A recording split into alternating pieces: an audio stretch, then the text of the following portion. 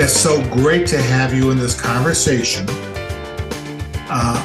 with you today. So many people I've run across in our business have had so many questions about you as they know your name and they know what you've done through your lifetime.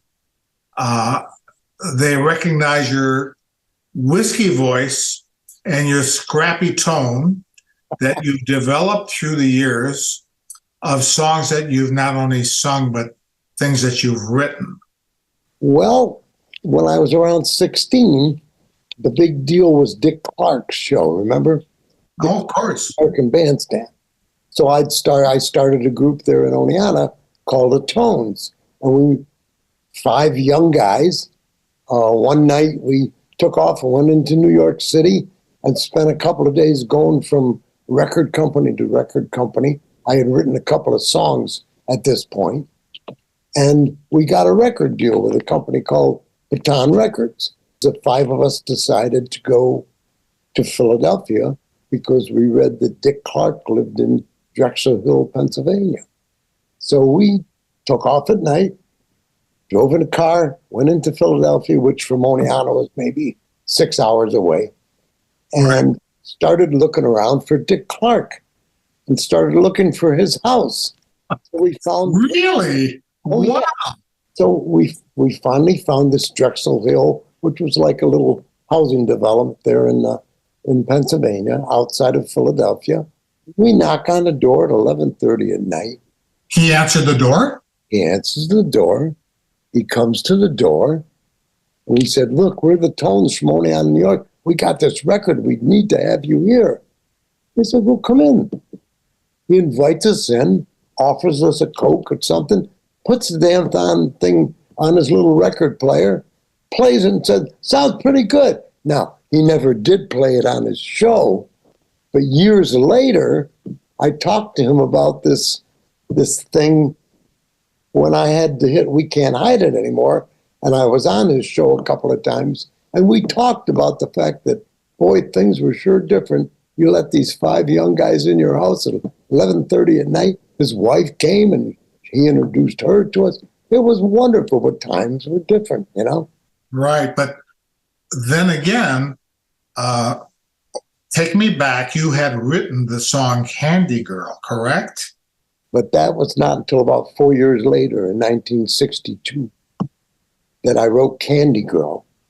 I had a radio DJ friend that was good friends with Bob Crew, who was the producer of the Four Seasons. The producer of the, yeah.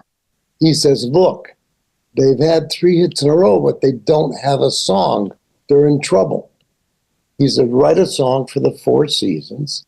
So I wrote Candy Girl using my wife Marla as my inspiration.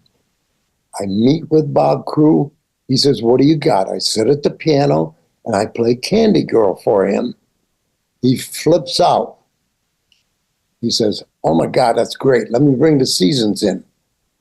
The next thing I know, they got a paper in front of me. I signed the writer's rights. They had kept publishing. Bob Crew did. Kept the publishing. I had the writer's rights. I signed the contract, and I get in my car and I go home. Okay?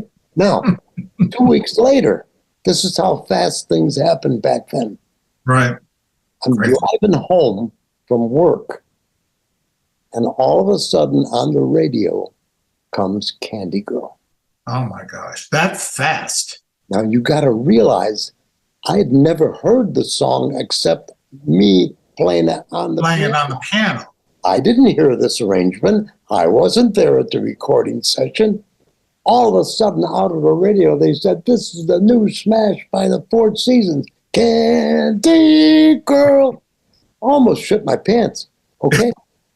I went home to Marla and I said, look what's playing on. So then, of course, with the Seasons, they played it like every hour for, right, weeks and weeks.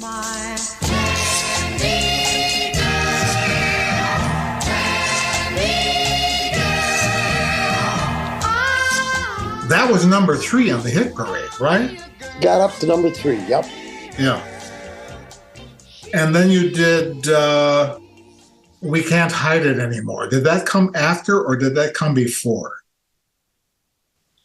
We Can't Hide It Anymore didn't happen until the 70s. Okay.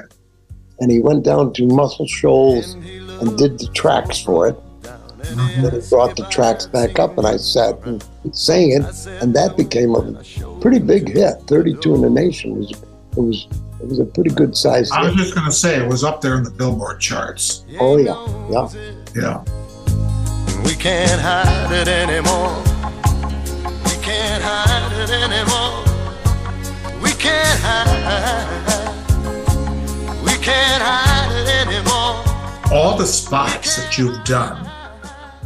One of my favorites, by the way, was not written by me. It was written by a group in either New York or for Pan Am. Just Say Hello. Oh. That came out of the Herman Adels. That's New York. New York. Yeah, that was New York. Just say hello to a brand new world. It's just outside your door. Say hello. The interesting story about that one, Dan, that also was a big commercial for me. It's the one time doing commercials that they brought me into the studio, 40-piece orchestra, brass in it, set me in the middle of the orchestra, and we cut that sucker live. No kidding. Yes. It was live. It was an unbelievable experience. It was like I was Frank Sinatra or something.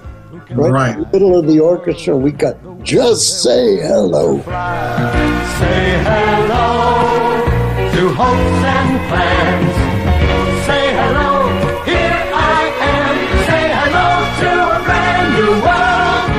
You've been able to muster up all this music between Pan Am, between Budweiser. You were the voice of Budweiser for so many years. Yeah, for about 10 years, yeah. Bring out your best Budweiser live. Bring out your best Budweiser live. How about Whirlpool that you wrote with me? And Well, yeah. I mean, we did a great job with that. And we're making your world a little easier. I mean, if you listen to the lyrics of that song, I'll see if I can remember here. Listen to the verse. How do you do all the things you do? yeah. Every day so much depends on you. Well, hell, how apropos. Whirlpool knows the value of your time. We're making your world a little easier. Whirlpool makes it easier for you.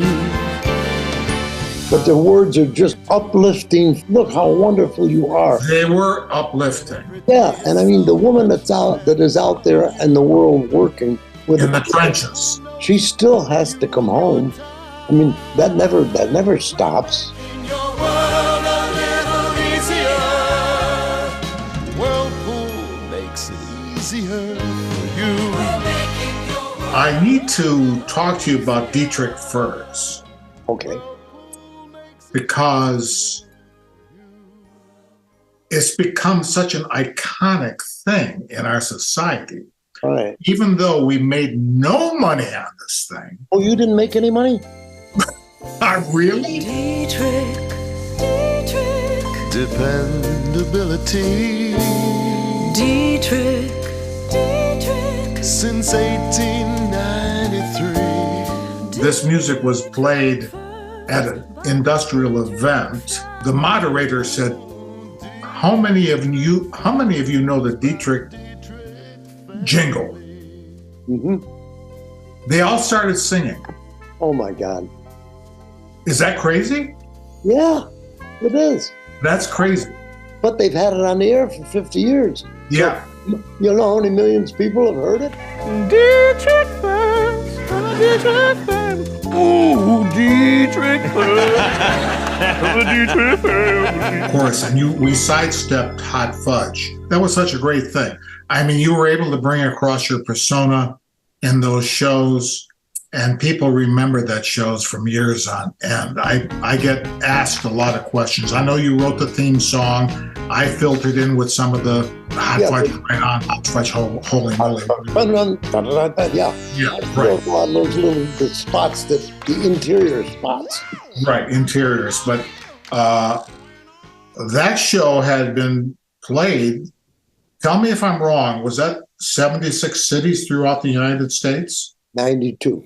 And Old Man River, that old man river, he don't know nothing. He must do something. You know, we're lucky. All these years we've been able to make a living doing something that we love to do, which is music. Right. We were able to make our lives and to have a family and everything else supported by something we absolutely love to do. So nice to speak with you, my friend. Good to speak with you. We'll do it again sometime. I hope so. Because we only went through a fraction of what we've done. That's right. Okay, Larry. I love you. Love you.